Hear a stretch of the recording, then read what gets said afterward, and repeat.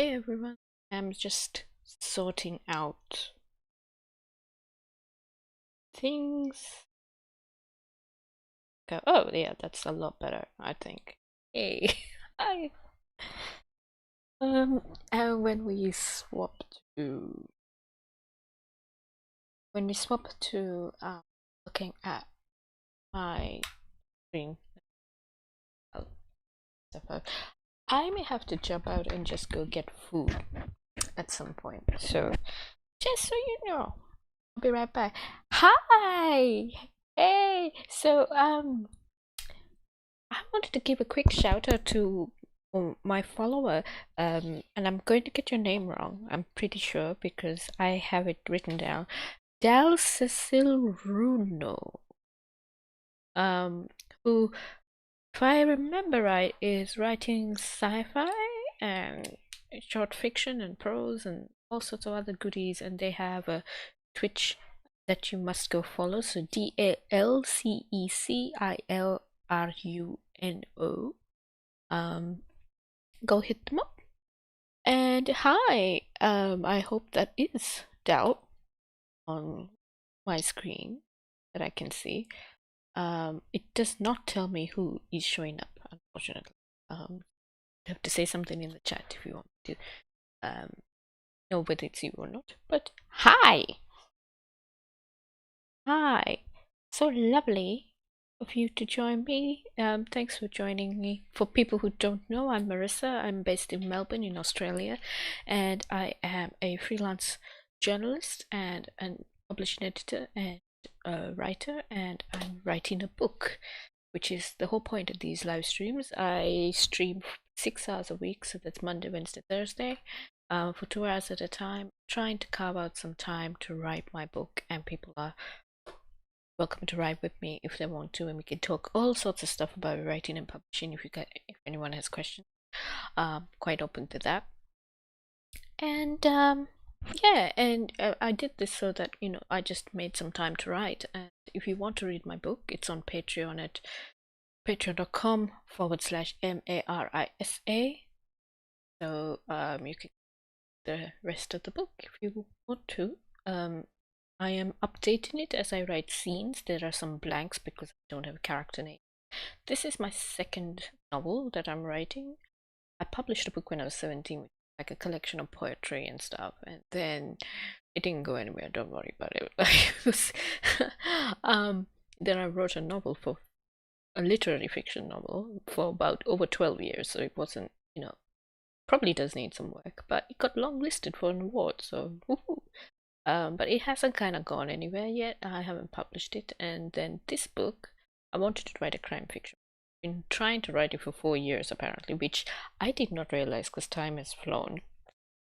But again, this whole thing of trying to find time to write, right, it's a huge thing. So this is why I'm trying to not take 12 years to put out a book, because I don't have that kind of time. But I'm a huge crime fiction fan, and I really do love it, and I wanted to write crime fiction work about people like me. So for people who don't know, I am a Sri Lankan born person, and you do not see people like me in this genre, and we do not often get stories unless it's set in the 20s with some talking very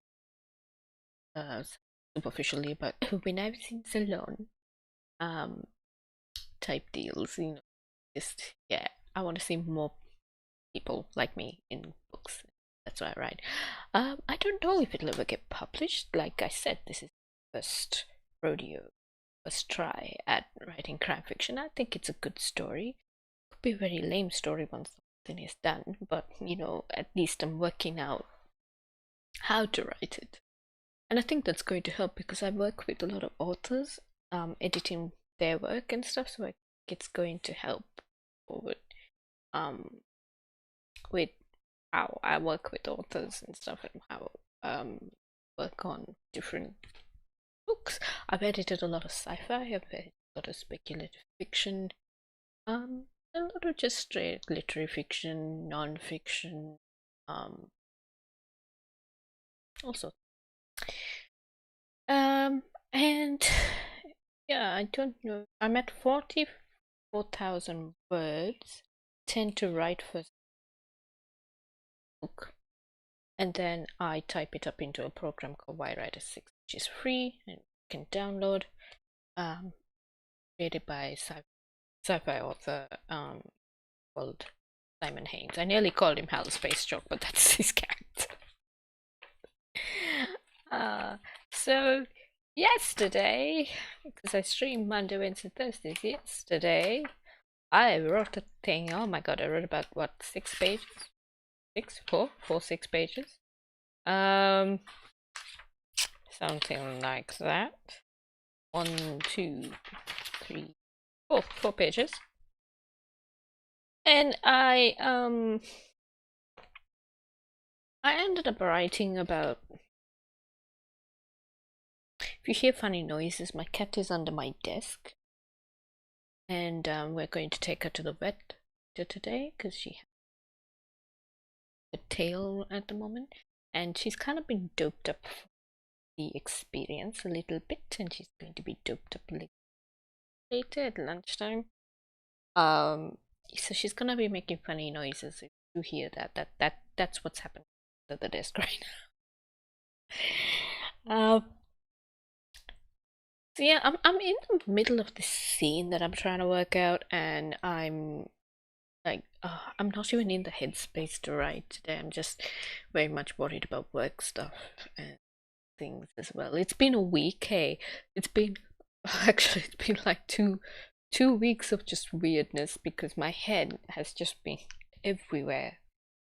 And I'm really glad, actually, come to think of it, that I started live streaming. This is brilliant. Like, I look at my live streams and maybe there's only one person, sometimes there's 0 people, but like, um, what's really useful is that despite the headspace my head is in, despite whether or not I am doing really well in other areas of my life, at least I'm continually moving forward on this, right? Inch by inch at a time. Like sometimes it's just like 100 words, and sometimes it's 1,000. And some days I have no option but to cancel my live stream because like everything else is too messy. But I'm getting there, and I'm getting there faster than I would have if I didn't do this. It would have taken another, at least to get to this point. And I'm like, no, no, no, no, no. So after this book, I actually have like something that kind of falls into the spec fic sci-fi realm of things. Um, that I want to write, and it's already in my head, and I want to try. And now, look, I've had in between this book and the previous book, there was another one that I wanted to write, and I did write quite a bit of it, and I do have it. And it was called Him, H, capital H, capital I, capital M, and it was about the concept of limerence.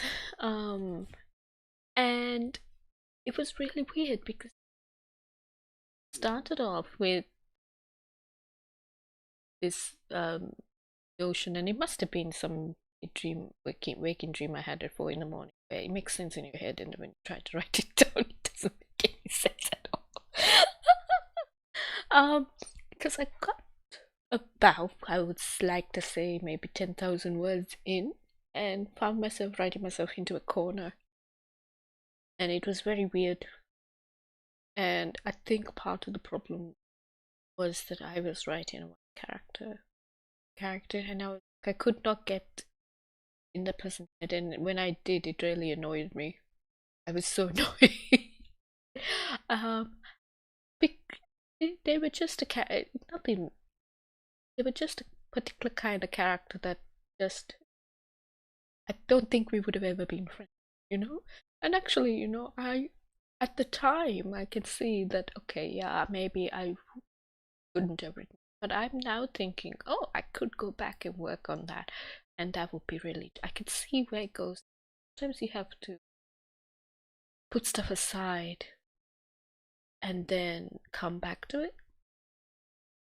And like for a long time as well, while I was writing it, I wasn't entirely sure if I understood enough about Australiana So, because it was going to be set in Australia and it was going to be a character, um, like a white Australian character grown up here, I felt like, yeah, I've lived here for quite some time, but I don't think you kind of take on the culture and understand the society in the same way as you would if you had grown up in it, right? So for that reason, I was a bit like, I don't know.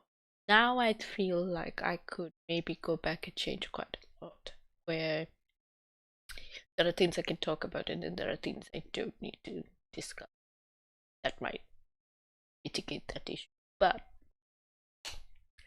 at the same time, I mean, I don't know, it's on the back burner. So I'm kind of a bit worried that my next book is going to end up the same way, where I have a brilliant idea, and it is brilliant. I love it, and other people I've talked to about it love the general idea of it and the gist of it. This spec fix sci-fi one, and I think they'd want to write it. I think it'd be a very interesting read.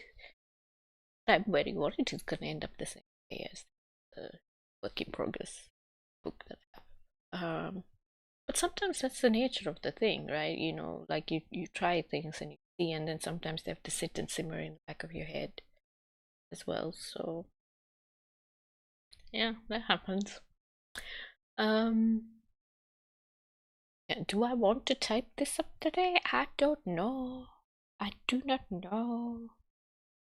I hope everyone else is able to work on their projects. And actually, I should actually go see if my food has arrived. Because I woke up at 3.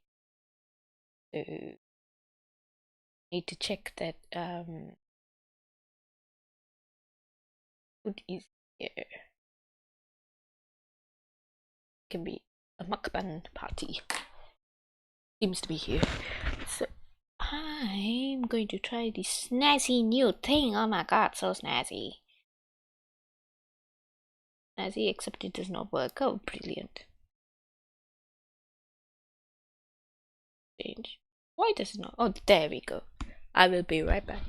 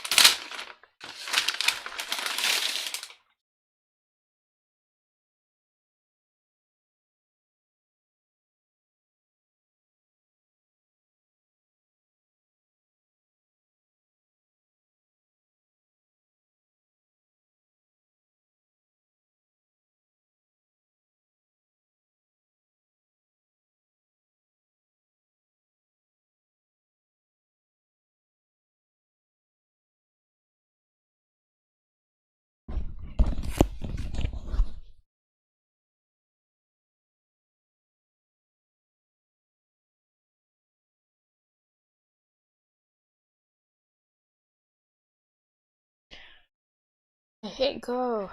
I will show you what my food is. And I don't know where you're watching from. No, you can go to sleep, cat. She just meowed at me. I don't know if you heard that, but yeah, she just meowed at me. Like, you can go to sleep. It's not food for you.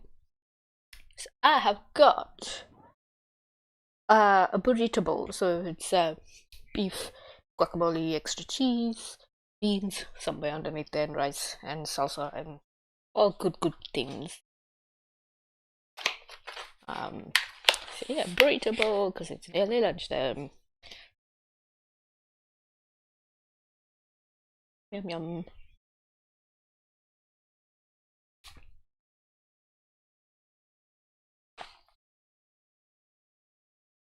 allergies, and I'm gonna be I apologize. I'm probably gonna drink straight out of the bottle. I've got aloe vera juice. People don't know what this is. This is a very common drinking.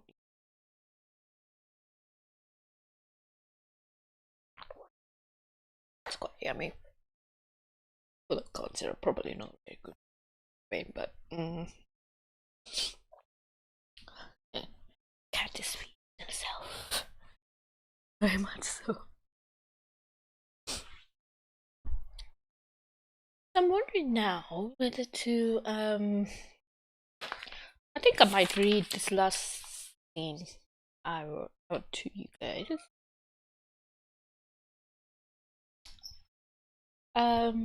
Just for something different. Why not? Don't see why not. I should get used to this because I'm probably going to, if I ever have a book launch or something, read some scenes and stuff out. It wasn't that she was bored. Okay, it was.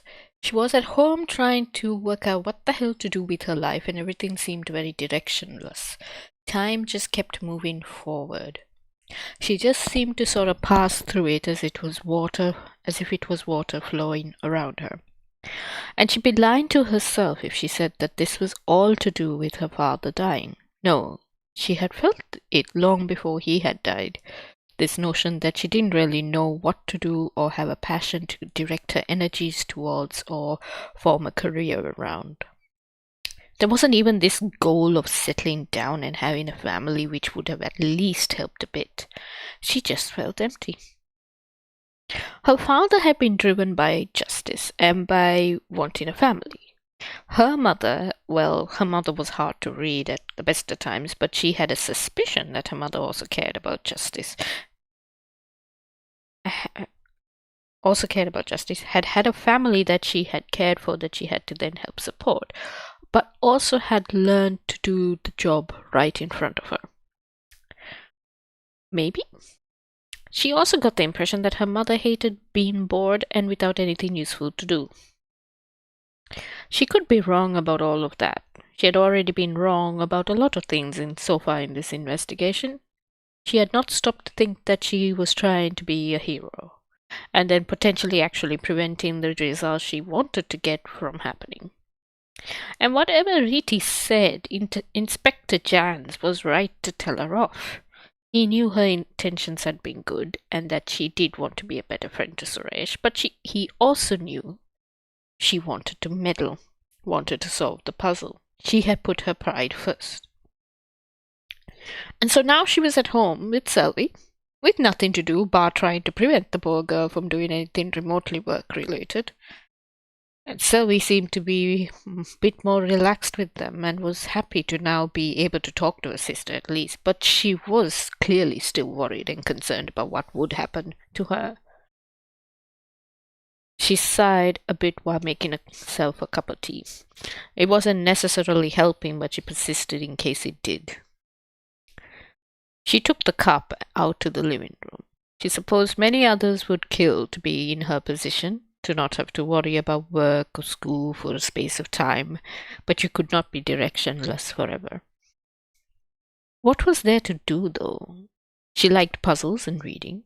Occasionally she liked learning new things. She didn't think that there was much of a living to be made in setting the crossword puzzles for the newspaper. She'd have to ask Riti to find out. At least X wanted to see the world, wanted to do something with animals.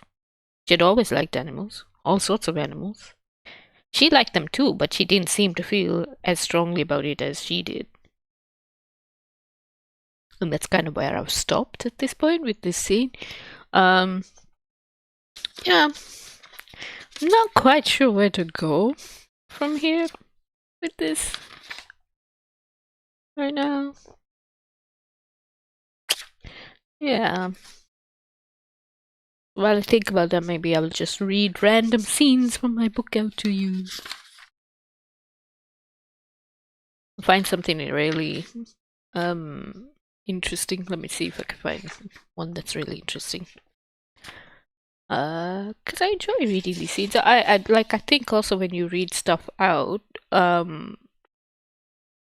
like you hear whether it's flowing or not as well. And I kind of tend to read it in my head as I type it. So that helps me that I can change stuff when I type it, but I think this is good too. And also like if my dialogue is working, if it sounds right and stuff, that's always useful.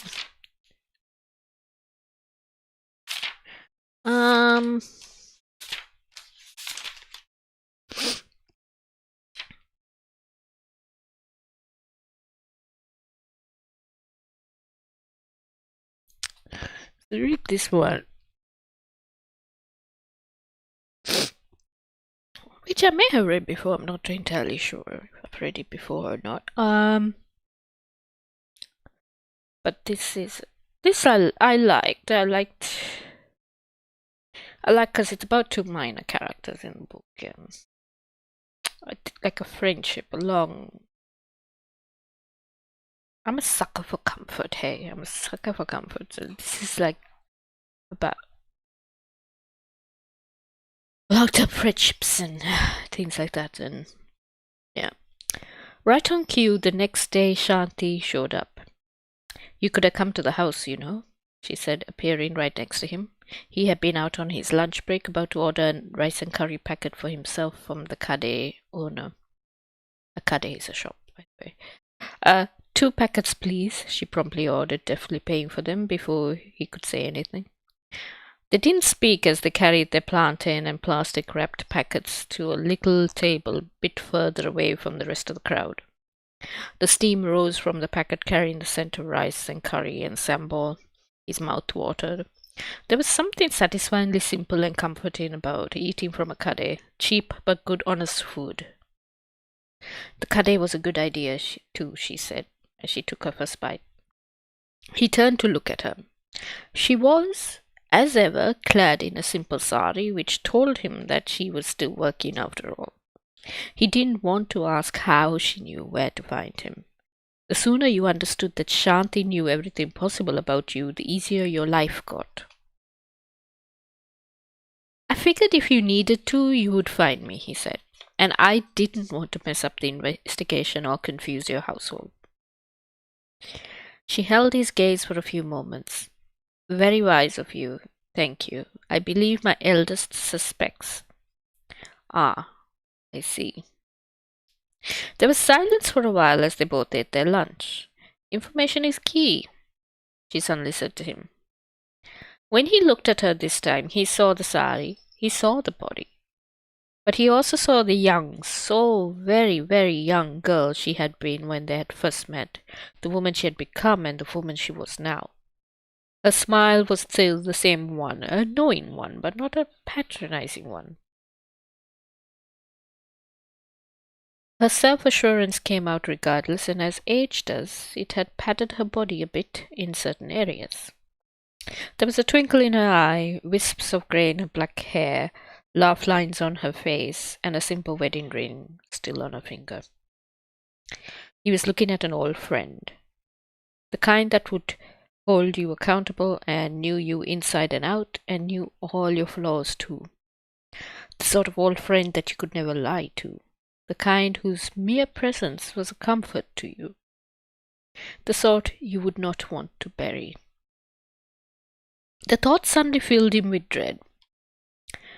She smiled and put her hand on his as if to comfort him. We are getting old, aren't we? Shanti, I am so sorry for your loss and for not seeing you for so long. She waved him off. Ayo, don't worry. And how would you have known to contact me, etc.? It is nice to see you, though. You are looking well. Tell Sonia and the boss I said hello. He managed a grin. He will be so spooked. She shrugged her shoulders and smiled. I know Sonia. He smiled. You said information is key. She nodded. Are you allowed to tell me that? Am I not merely confirming a guess? She replied. We have known each other for years. I felt it was something you were fairly certain of. He nodded. There was silence for a while as they watched the traffic move past them on the road. It wasn't much. This road had a few office um, entrances on it and was mostly used as a shortcut by trishaws and the occasional office carpool van. The world has changed a lot since we were younger, she said quietly. He thought about it. Has it made things easier or more difficult? She let out a breath. Both. It's easier to find out certain things, but now there's also a lot more you need to know about. He understood that. You always helped us, he said. I always wondered if you ever needed our help. She squeezed his hand and then let go reassuringly. He noted that somehow this felt okay for her to do, and it didn't feel like lines were being crossed. It was my job to help, and you did help me. You closed cases, caught people. He mulled this over. And Jan's? Will I help him, you mean? He nodded. She sighed. If I can, of course I will. He is X's boy.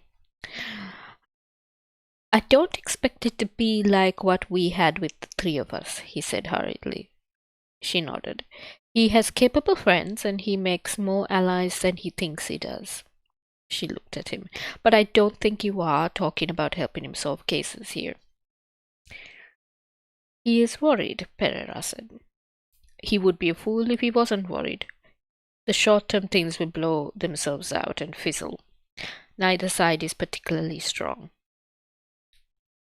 So at this point, they're actually talking about the inspectors. The inspector is Pereira.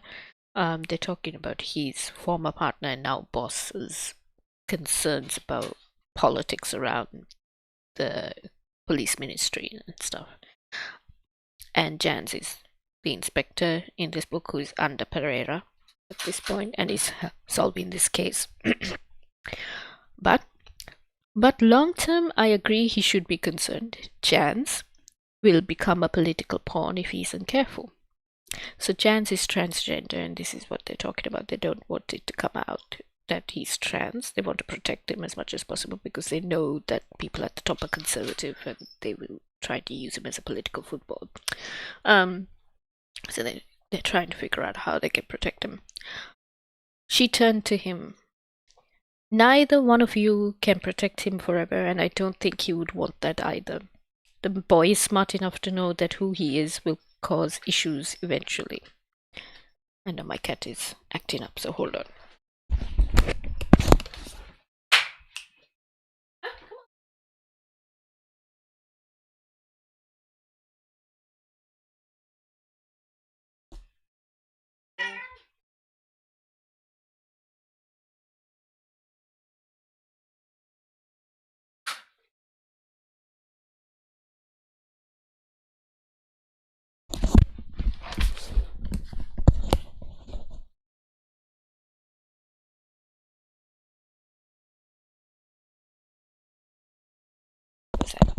But you will help? I never stopped, even if it wasn't noticeable. She laughed. One day when you finally retire, perhaps then I will be able to answer all your questions. So Shanti has been this kind of weird public servant slash almost spy-like figure who has previously helped Pereira and his partner solve cases like around the 70s or 80s or whatever when they were partners. And then they both got promoted, but he got promoted one level up and then partner got promoted to above him. Yeah, so they stopped seeing her as often, and now she's come back into the picture because she's gotten caught up in this case as well. And yeah, they're talking to her about like protecting Jans and like the case and what's happening up at the top and all of this stuff. But yeah, she's always been very mysterious. I never stopped even if it wasn't noticeable, she laughed. One day when you finally retire, perhaps then I will be able to answer all your questions. She grabbed both his hands. So you will have to promise, both of you, to be careful and stay alive long enough. He grinned. You too, Shanti. She waved a hand dismissively at him. I have 2 children. Of course I must stay alive, man. Did he know? He hadn't meant to voice it, but she didn't seem displeased by it. Does ex Pereira's wife know everything you do? She would only worry. He knew only as much as he needed to. At home, we were a family, you understand. The world outside needs to be left behind. He nodded, but another thought occurred to him. You said your eldest suspected. Now, her 2 daughters are caught up in the case as well, right? So that's how we first meet her and her 2 daughters. And he doesn't know this yet, that they're started to get really involved in investigating the case, not just being like, oh, we happen to be witnesses or whatever. So, in my line of work, we prefer to be the observer, not the observant. Say that again. In my line of work, we prefer to be the observer, not the observed. It becomes a bit disconcerting when your kids start to do it to you. And she's talking about how, like, she's always helped people solve cases, but now, kids are taking after her and they are suspicious of what her job is because they don't know, right? So, and it's only after like decades of him and his partner kind of going, is she a spy? Is she a spy? That she's finally confirming it in a way to him right now. And now she's saying like, yeah, I think my kids suspect because they're taking after me, god damn it. She smiled. I feel it is a good trait though. I believe Inspector Jans hasn't made his next progress report yet. You will see what I mean then, no doubt. She means that you will find out that her kids are now helping Jans the way she helped him and his partner. So Pereira blinked at her in confusion at her last statement. Before he could ask anything else, Shanti stood up and he understood that the conversation was over for now. Tell, not to worry about either side. This is the big boss. And that I will keep an eye out. And my love to Sonia and him. Sonia is boss's wife. She looked at him. Don't worry. Inspector Jans will be just fine. He nodded. Okay. We will speak again soon. Pereira's phone rang. Ah. You better answer before he loses the window of privacy to talk to you. Pereira did as he was told. He had to update him anyway. It was a short call. When he looked back up, he wasn't exactly surprised to find that she had disappeared. She used to do that to them all the time. Still a spy then. So yeah, that's all right.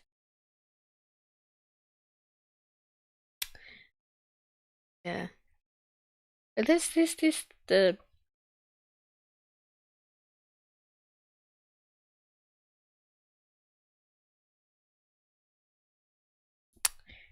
I could tell you the scene before that.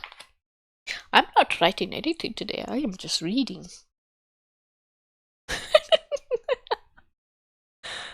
Just I assume it's fine by everybody.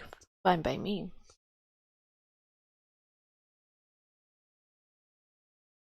So this is the conversation with him and his boss. That's gonna happen before he meets with Shanti. I am sorry. Pereira and the boss were sitting outside on the veranda in a garden. The high walls around the garden, common in many larger houses in Colombo, made you feel secure enough to say anything, as if you were in your own private bubble, away from everything and everyone. But that was not the case. There had been a case once, Pereira remembered, that had involved computers, something that was more and more a factor nowadays, and he had to go look up what metadata was. Colombo, the whole of Sri Lanka, was a gossip network. They excelled at it, and at inferring things from the smallest scrap of information. High garden walls gave you security, but also meant that you couldn't directly see who was listening on the other side as your voice carried over the wall, and people would know that his boss was living in the house and having a dinner. That was metadata enough to infer something. So low voices it was. They could talk inside, but there was something about sitting on the veranda with a glass of whiskey in your hand in the evening breeze. Even in a crowded city like Colombo, it made the sound of traffic and hustle and bustle fade away. Things felt peaceful even if they weren't. It was why, he believed, all those big colonial buildings had verandas. The ones for entertainment, hotels, golf clubs, and mansions. You felt like you had arrived, had a moment of respite from the world. And it was a genuine comfort to be here with someone he considered a friend. He often wished things were different, that they could go out for a drink or a chat without people inferring something odd about a higher up pallying around with a subordinate and accusations of favoritism, etc. He missed the days when they were partners and hadn't done nearly everything together, as was often the case. He wondered what he was apologizing for. Said it? They had not had a chance to discuss it since she had been assigned months and months ago. He waited silently for confirmation, knowing his boss well enough that he needed to find the right words first. I should have let you know sooner what I wanted to do, he said carefully. I'm sure you would have worked something out, but you didn't feel that he was safe? There was silence for a bit, then a smile. I assigned him to your lot because I knew you would keep him safe. He can look after himself, but I know what you mean. His father is a friend of mine. Glanced at him. I had nothing to do with him applying or getting in. Didn't even know till his father told me. Jan's the lawyer. He asked you to keep an eye on him. The boss shook his head. No, he just told me, so I wasn't surprised that a Jans was running around in the force. Jan Senior would never want to ask me for help. Pereira nodded to himself. He looked out at the now dark garden. The upcoming weekend was a long weekend. Perhaps it was time to take a break, go down south, go and sit on a beach and stare at the ocean for a bit. Forget about everything and everyone else and spend some time with his wife. Is he on the Giacotti case? The question broke Pereira out of his holiday daydream rather abruptly. What? Is he on this Giacotti case? His boss asked him, grinning. Been hearing chatter around the station about it. Chatter? This Mrs. Giacotti person, she keeps calling the station demanding that they find her jewelry. Atula's widow. Surprise and then glee crossed his former partner's face. Oh, really? I wondered if that was the case. Same one. Have you told Jans? Pereira smiled and nodded. Told him to go look for the file on Atula. Jans rooms with Dawood Sali. Boy works in archives. And? Pereira shrugged. I don't have a progress report as yet, but Jans is suspicious too and has been following the nephew around. So nothing yet? He shook his head, then paused. Do you remember Shanti? The boss frowned. Yeah?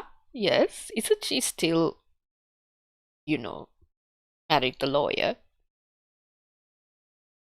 Pereira nodded. Apparently Mrs. Giacotti went to her place right after she called us about the necklace. The maid she accused is now with work. Wait, what? Now Shanti's involved? He nodded. The girl had to go somewhere. I had no place to put her. She grew up on Mrs. Giacotti's brother-in-law's estate or something. No parents. Jan seems sure she didn't do it. Somehow he ran into Shanti. He doesn't know, right? Pereira shook his head. You know what happened? I think Shanti is still... He trailed off. The other man knew what he meant. They had first run into Shanti in the 70s. It was a bit difficult to really grasp or explain what Shanti did or was currently doing, both then and now. Her official title was something not very grand at all, a random secretary in a random office in the Ministry of Internal Affairs. It made her sound like the person who made photocopies of papers that were about to get rubber stamped and approved. In other words, a boring job that made people immediately disinterested and disinclined to look any further. But when they had run into her in the 70s, it was immediately obvious to them that that was not her actual job.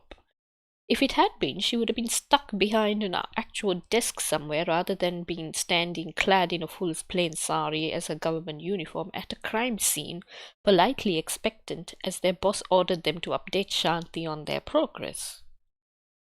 She kept turning up like a bad omen all throughout their cases, always a justifiable reason or some very vague official one. She didn't take notes, she just watched and listened. They had never known if she was watching them or others. In the end, both men had concluded that she could not just be a mere public servant. She was some sort of spy. A friendship of sorts had been struck up between the three of them. They had been careful not to probe, not to ask her anything about her work. There was this sense that the curiosity would cost you dearly and that they had been far too smart to poke the bear. And when she turned up with quietly worded suggestions, they quickly learned to pay attention and follow them. And as freaked out as the two of them had been the first few times Shanti had shown up, it was both amusing and scary that Jans was now running into her and that she, potentially, could still be working or operating as she had been. She has 2 daughters, Pereira offered. The other man's eyebrows rose. Really? Pereira nodded. Jans has spoken to them. Jaikodi made them witnesses by turning up at their house on the day with nephew in tow. She knew Shanti from school. I knew she got married. She told us that once, remember? But it still feels strange to know so much that seems personal about her, given that, he trailed off, that she is a spy. He didn't have to say the words for Pereira to understand what he meant.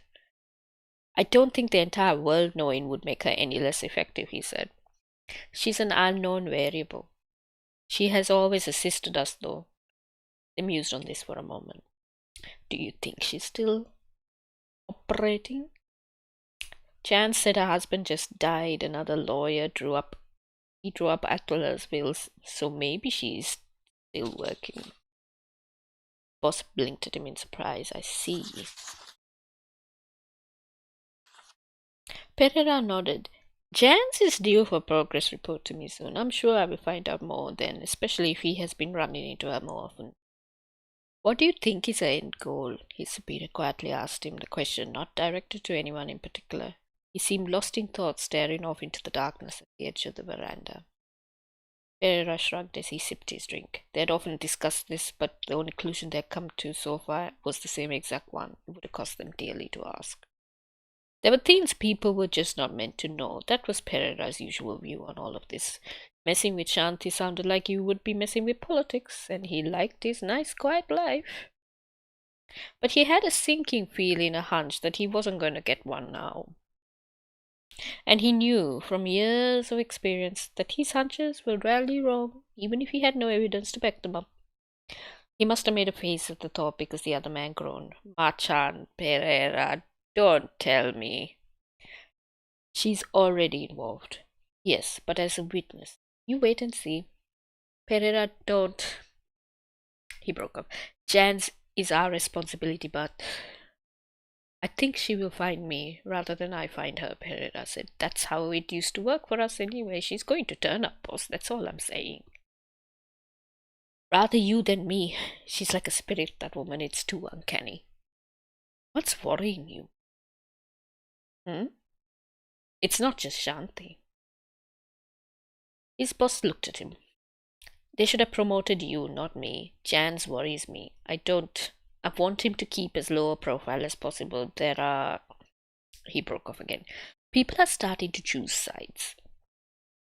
Pereira understood what that meant. Sure, in every office there was some measure of office politics, and at the level that he was dealing with at the station, it was all relatively small potatoes. But higher up the ladder, and the main reason he wasn't keen to advance further, it was an entirely different kettle of fish. It meant his boss was now in the middle of political infighting, people trying to be loyal to the head of police, or become the head of police, or curry favour with the current minister. And this was a government ministry. People were not above ruining careers and lives to get what they wanted. Staying carefully neutral just to be able to do one's job was going to be another entirely full-time job in of itself. And quite often, the powers at the top were more conservative regardless of who won the latest round of political jousting. To them, Jans would be a ticking time bomb if they knew.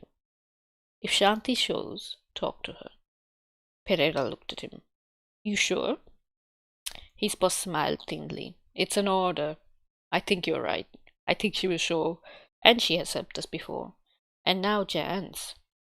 She may not help two old fools like us, but she still might help him.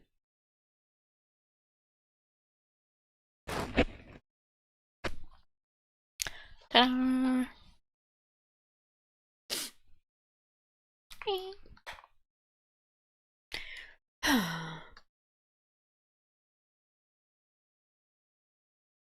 Sorry, I'm going to mute myself for late so you don't have to.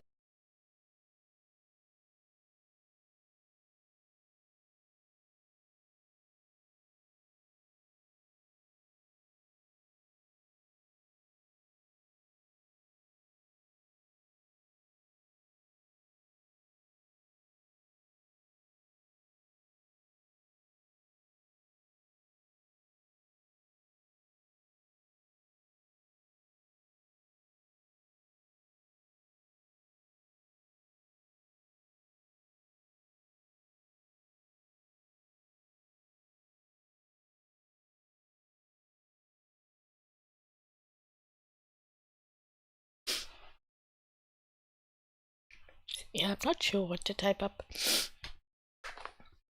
Let's see. Maybe I should type some things up. Or maybe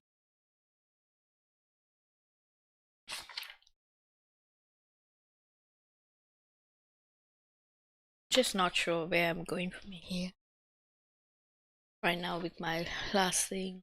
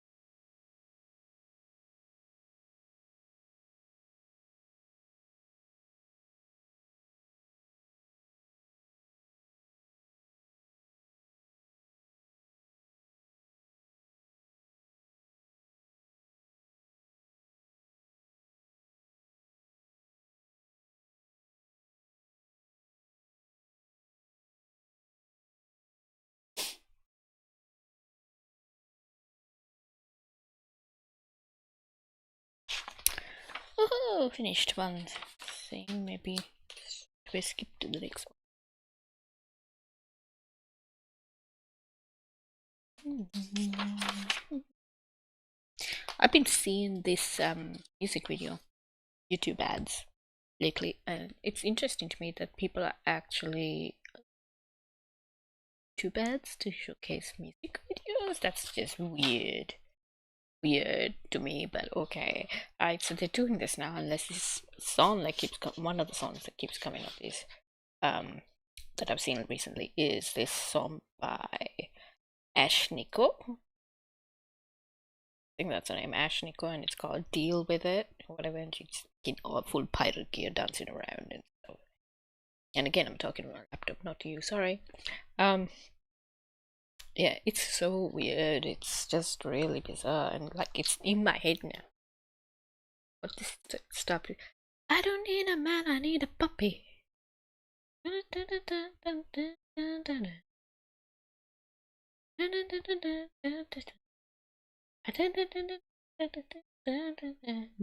with it. I don't want to.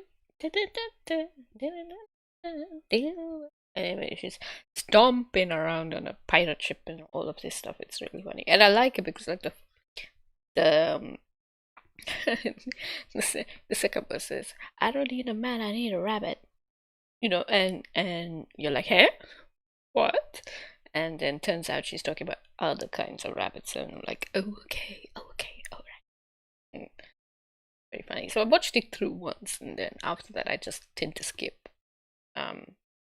Yeah. But the problem is, like, it gets in your head, and then it becomes your earworm, and that's my earworm at the moment. I really wish it wasn't. It's an okay song. I don't think it's my kind of song. I think it's some of the lyrics are funny, but yeah, it's, I guess not quite my jam. I don't know. A good song. That's it. And so I don't want it to be my earworm.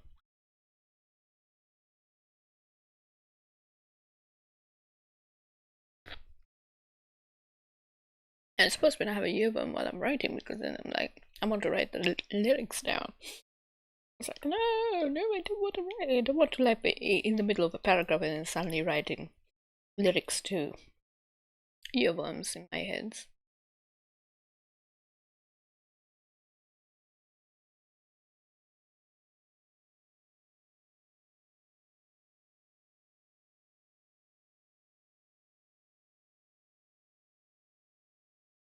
I do, however, don't know if people do this, but I do, however, have music that I do like to write to on occasion. It's not always. I don't always come when I write.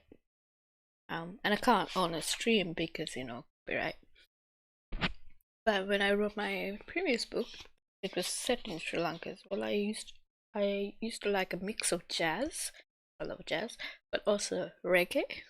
So a lot of like UB40 and stuff that made me feel like I was, even when it was the height of winter in Australia. Sometimes that helps.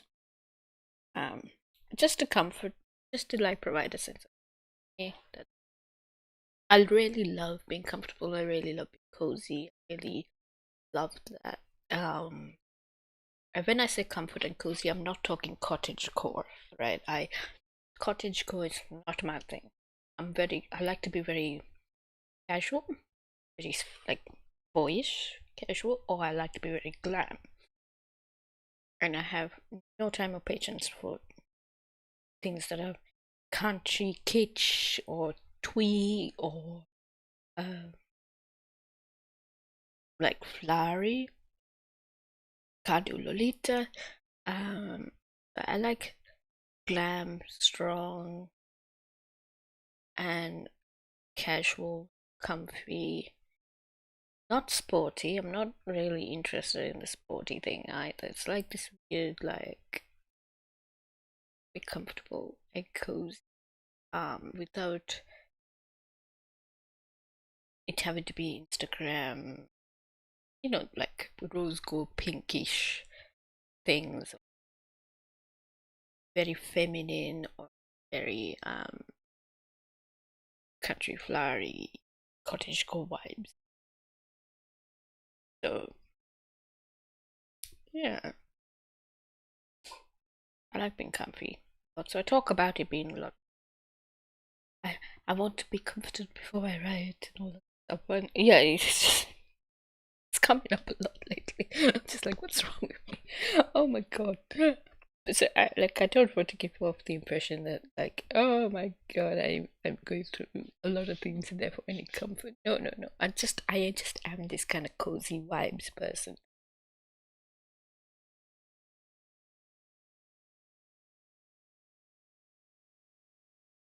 And I like bright colors, but not pastels. And not bright, not necessarily. I like bright jewel tones. I don't like primary colors necessarily.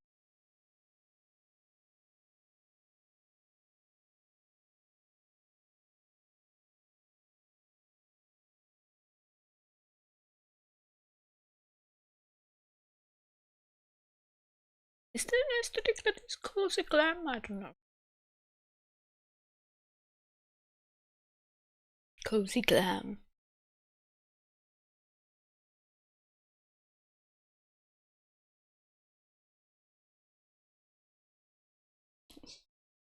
Cozy 80s glam. You know,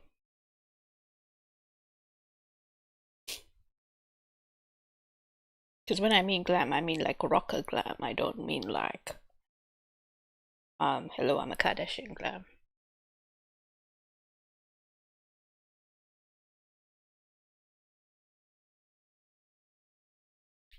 Rocker glam, maybe like 40s, 50s glam, a little bit like that kind of aesthetic, I guess. I don't know. A little bit of, oh, not even quite that kind of vibe, but not necessarily aesthetic. Like classiness, I guess. That's what I'm thinking of, classiness.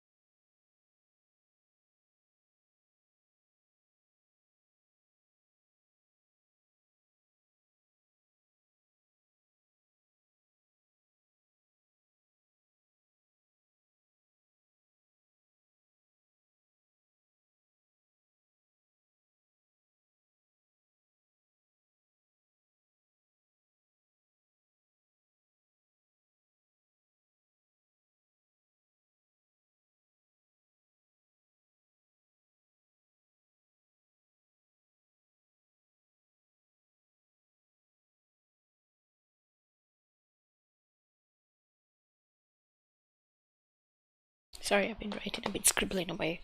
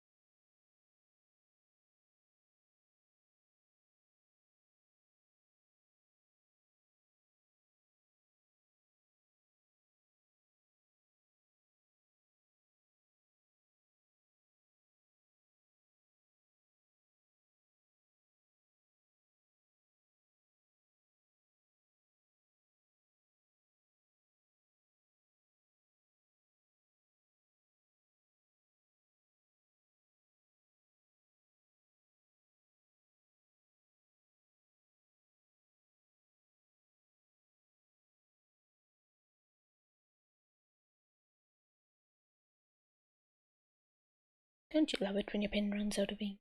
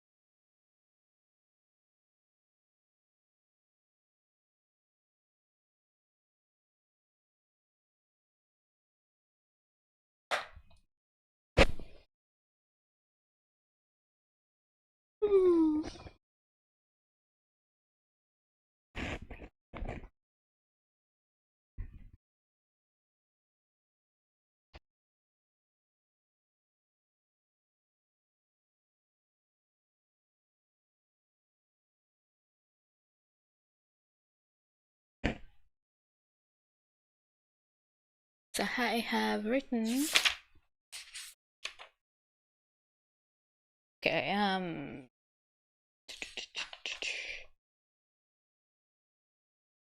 1, 2,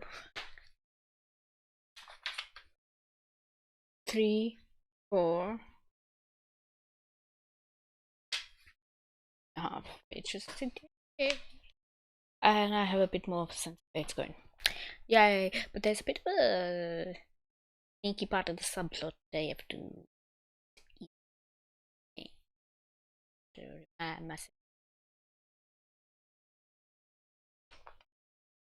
write it up here.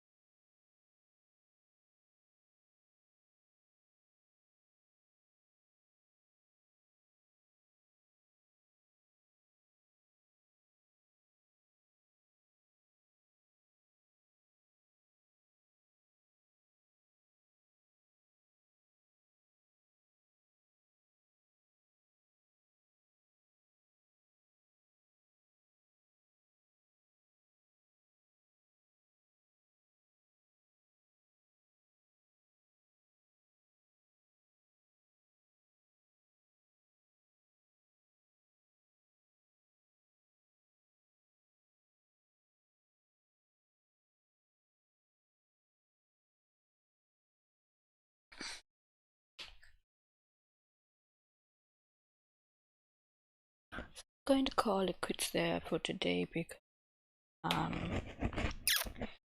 yeah, I need to go eat. I need to go do a lot of things. I need to get my cat ready for the vet. That sort of stuff is. I don't think I can do anymore. I saw how long it took me to even get started. Oh my god! I think next week definitely typing. Part I don't like the Japanese. Like I think I'm working at a very odd angle. It doesn't help. Like, doesn't turn. It hurts. So yeah. Times. Fun times. But thank you to whoever joined me today, and definitely, if it isn't you, thank you, Del Cicero. And I'm sorry if I'm getting Dolce Silruno, maybe is what it is. I don't know, but sorry if I'm getting it wrong. Way I'm saying it, everything. Please do go follow them and subscribe to them. They are very cool and they were very sweet to follow me for. Thank you for that. And if you're the one watching, oh my god, thank you for being here. Yeah, leave a comment. Let me know what you liked, didn't like. And I will see you next week. I do have a newsletter you can sign up to. You can follow me on social media as well. You can to know like what times it will be next week, because the times may change, but it should be Monday, Wednesday, Thursday. For people in the States, that will probably be Sunday, Tuesday, and Wednesday, because I'm a few hours ahead of you. And and probably the you guys, because it's usually morning for me. Um, yeah, and if you want to read the book on Patreon, you can. It's patreon.com/marisa. You can read all the updates up to a point, because I still have to update, give you the 2 updates for this month, I think. And yeah, I update twice. You can sub for $1 or $2 a month and just get the latest scenes from the book as they're written. Go back and read the whole of the book. And at some point, I'll probably put it in PDF form that people can download and read it that way, and it might be easy. Um, and you get to chat to me about it and tell me what to do and what not to do, all of that stuff. Yeah, I will see you next week. Bye.